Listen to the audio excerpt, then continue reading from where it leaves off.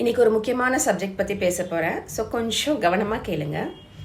இப்போது ஒரு scenario, example scenario, உங்கள் வீட்டில் வந்து உங்களை விட பெரியவங்க, maybe parents, in-laws, uncle, and, யாராக இருந்தாலும் நீங்கள் வந்து கொஞ்சம் மரியாதையாக பார்க்குறவங்கன்னு வச்சுக்கோமா. ஸோ இவங்க யாராவது வந்து கோவமாக இருந்தாலோ பேசாமல் இருந்தாலோ நீங்கள் உடனே வந்து அவங்கள பார்த்துட்டு டக்குன்னு உங்களுக்கு ஃபஸ்ட்டு தாட் என்ன போகும்?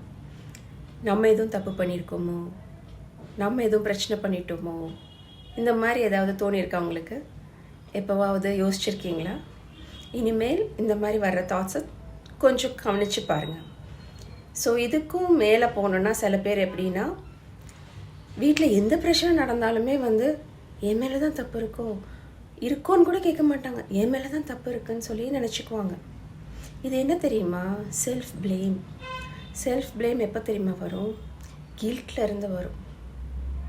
ஓகேவா?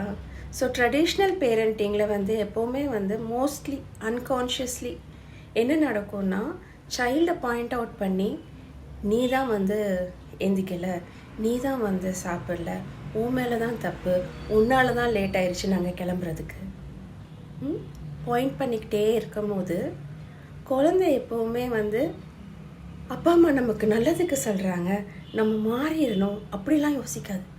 குழந்தை என்ன நினைக்கும்னா, என் மேலே தப்பு, நான் ஏதோ தப்பு பண்ணிட்டேன், அதனால அப்பா அம்மா அப்செட்டாக இருக்காங்க, அந்த மாதிரி எடுத்துக்கிறதுக்கான வாய்ப்பு நிறைய இருக்குது. அந்த மாதிரி செல்ஃப் ப்ளேம், கில்ட் உங்ககிட்ட இருந்துச்சு அப்படின்னா அது எப்படி தெரியும் அப்படின்னா, இந்த மாதிரி செல்ஃப் டாக்கில் தெரியும். இன்னொரு கொஷன் நான் எப்படி கேட்பேன்னா, உங்களுக்கு எவ்வளோ கான்ஃபிடென்ஸ் இருக்குது? நீங்கள் வந்து ஒரு ரூமில் நிறைய பேர் இருந்தாங்கன்னா போயிட்டு உங்களோட ஒப்பீனியனை, உங்களோட வியூஸை தைரியமாக பேச முடியுமா உங்களால்? உங்கள் கான்ஃபிடென்ஸ், உங்கள் செல்ஃப் ட்ரஸ்ட், நீங்கள் உங்களை எவ்வளோ தூரத்துக்கு ட்ரஸ்ட் பண்ணுறீங்க, உங்கள் டிசிஷன்ஸை எவ்வளோ தூரம் ட்ரஸ்ட் பண்ணுறீங்க, உங்கள் சாய்ஸஸ் எவ்வளோ தூரம் உங்களுக்கு வந்து நம்பிக்கை இருக்குது, உங்கள் மேலே உங்களுக்கு எவ்வளோ நம்பிக்கை இருக்குது. செல்ஃப் ப்ளேம் நிறைய இருந்துச்சு அப்படின்னா கான்ஃபிடென்ஸ் அவ்வளோவா இருக்காது. பட் இந்த அவேர்னஸ் வரும்போது நம்ம கான்ஃபிடென்ஸை வளர்த்துக்கலாம். It's a skill. It will happen. With awareness we can grow.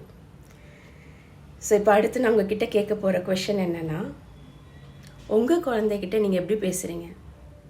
உன் மேலே தப்பு, நீ தான், அந்த குழந்தை சாப்பிட்றா, நீ சாப்பிட மாட்டேங்கிற, அந்த குழந்தை பாரு எப்படி இருக்கு, நீ எப்படி இல்லை, இந்த மாதிரி ஏதாவது சொல்லிகிட்ருக்கீங்க அப்படின்னா முடிஞ்ச வரைக்கும் அதை மாற்றிக்க பாருங்க. இதெல்லாம் என்ன ஆகும்னா, சைல்டோட கான்ஃபிடென்ஸை பிரேக் பண்ணும். என் மேலே தப்பு இருக்குன்னு